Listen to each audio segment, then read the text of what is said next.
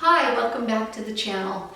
I am in the planning stages of a fun springtime event in that I hope to harvest a few things from a Regency era cutting garden and prepare a few Regency era recipes. So in order to do this, I actually need to get started now. It is January, and I thought, how fun to prepare my winter garden right now for the spring in Regency era attire. And so in looking at fashion plates as to what the working class women would wear during this time, it was generally an ensemble of a short gown, which is basically a blouse that's very similar in style. It has the empire cut of the high waistline and can come either to right about the hip bone to mid-thigh, and then underneath it they would wear a series of petticoats, and you would have your interior petticoat as well as your exterior petticoat. And the exterior petticoat is basically what we refer to today as a skirt. And the interesting thing about these skirts is they also had the very high waistline, and in order to keep them in place, they generally added, in essence, suspenders. So I didn't have anything like that in my wardrobe, and because I wanted to shoot today and I decided to do this yesterday, it kind of needed to be a quick and dirty project. So I went into my stash, and this was actually a piece of fabric that had once been a very long tablecloth that had a few holes, some staining, but it was large enough that I would be able to cut around these things in order to make the skirt. And I used a variety of techniques, very modern, because again, I'm going to be, in essence, digging in the dirt in this skirt, so I didn't want to spend a lot of time to get the look. If it's a silk dress, like some of my dresses that I've done in the past, I don't mind investing the time to do a lot of hand sewing, which is accurate for the era. But something like this that is totally just for looks and won't probably ever be worn to any type of event, and after a season of digging in the garden, I may even put it in the burn pile. I just didn't want to spend the time. So I'm really pleased with how it turned out, and I have already made the footage of what pattern I used and the pieces that I used to get this look, and I'll show that in the next segment after we do a few close-ups.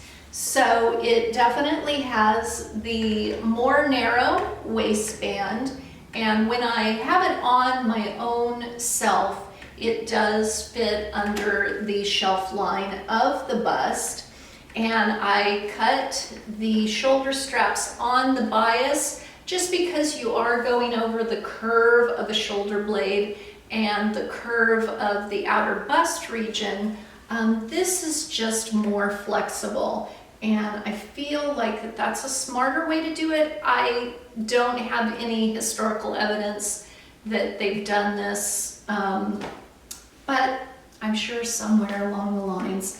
And so on my mannequin, it doesn't quite fit the same as it does on me, but in the side seam, I added a placket with a button closure, and where it is very just flat, no gathering or pleating in the front, it is heavily gathered in the back area, which again, based on fashion plates, that would have been the sewing techniques used. And so the back straps are attached with stitching, and I did 2 double duty stitching lines for reinforcement, so they're not going anywhere.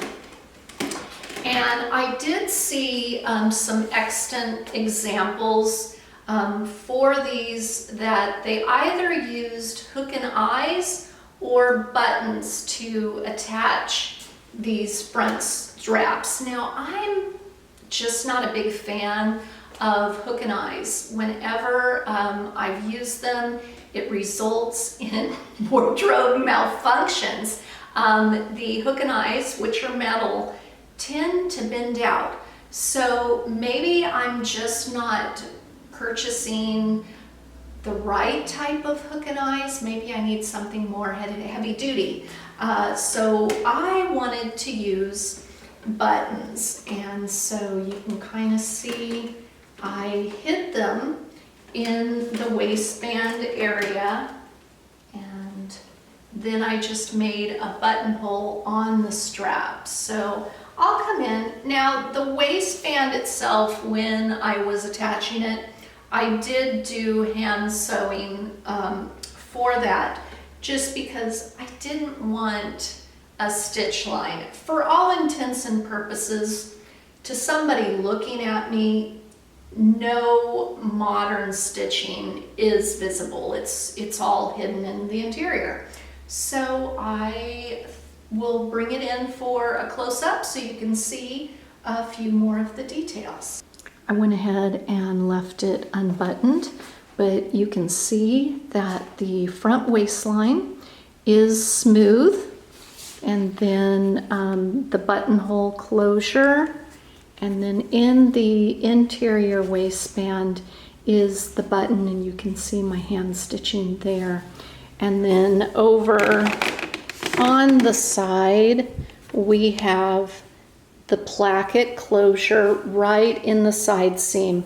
And you know, when you cut into fabric to make an entry point, that can weaken it. And I would think that a working class woman really wanted her clothing to be durable. So I opted to install a very sturdy placket in the side seam, and because this is possibly visible, I used a pretty metal button. It has a little bit of a wheat sheaf design, and then from the back it is highly gathered, which was the style of the era.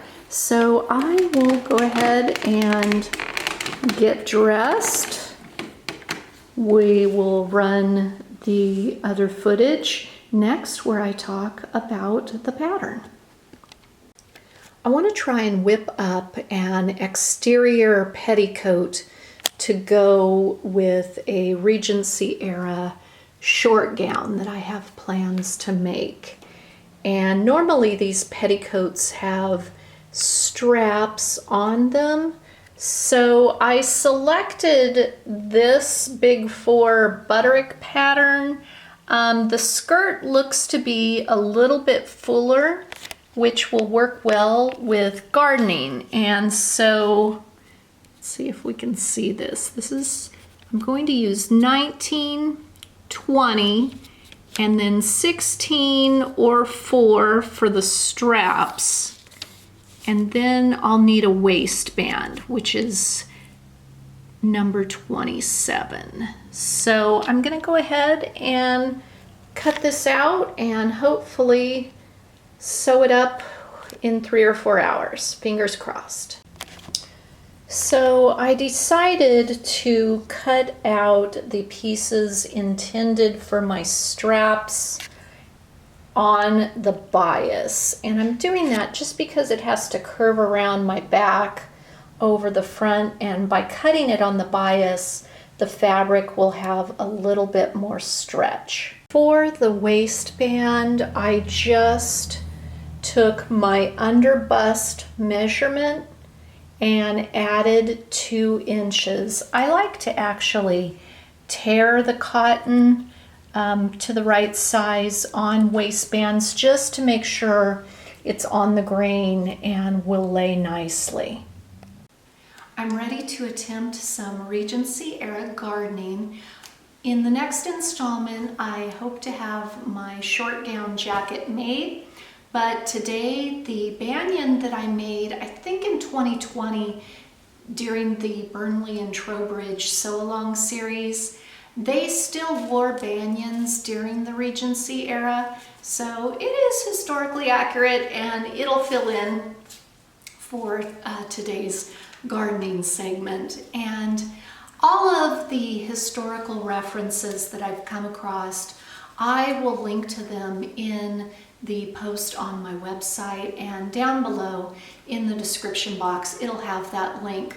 So for those of you who want the more scholastic information on Regency era gardening and why I'm selecting the things that I will be planting today, you can head over there. And so some of the things that I am going to plant after I clean out the beds today are some rosemary. They definitely would have used this as a herb. And chives, thyme, and I'm even going to attempt chamomile to see if then maybe I can do a chamomile tea, and sweet peas.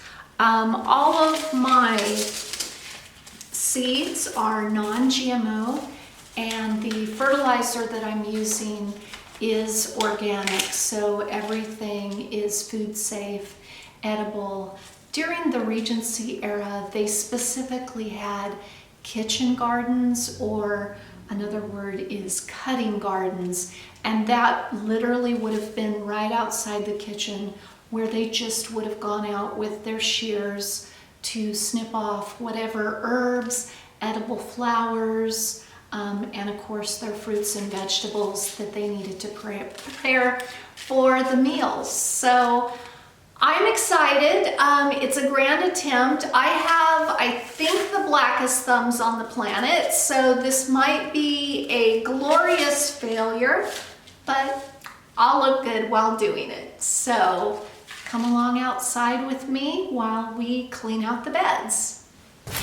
The butterfly garden in particular really needs a lot of help. I'm also going to clean the shed windows, hang up some curtains, and work a bit in my potting bench area. We need a little bit of cheer in the front entryway, so I am gonna clear away the clutter, give it a good clean, and plant some flowers.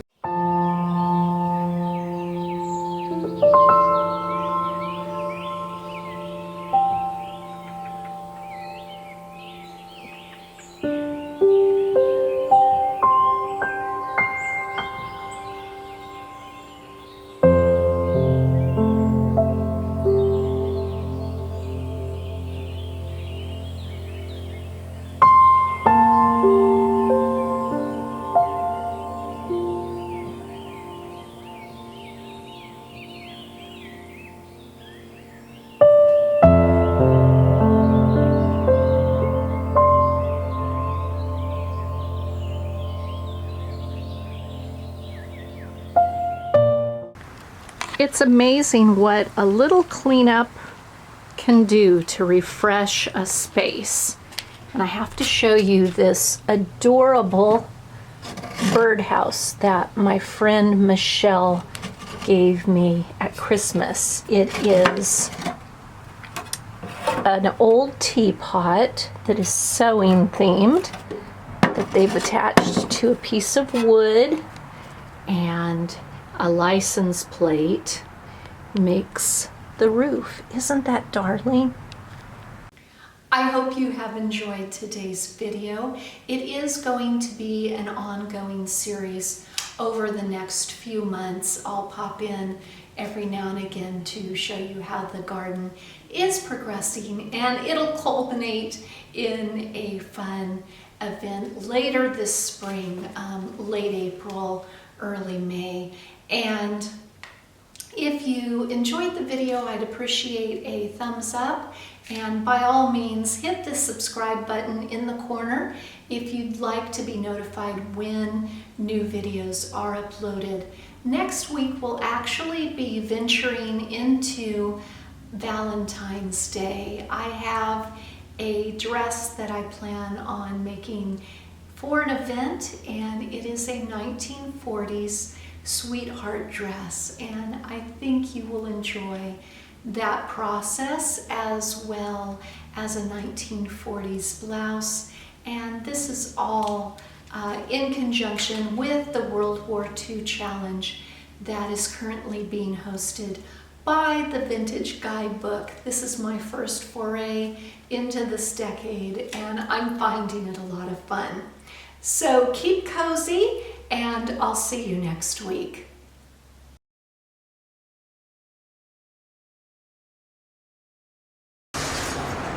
We're having some WWF sessions out in the garden. Grace is still hot after the mole, and Pony is wanting to wrestle with Grace. I hope she's not teaching him all her bad yard digging habits, but I'm afraid with a dachshund, it's a lost cause.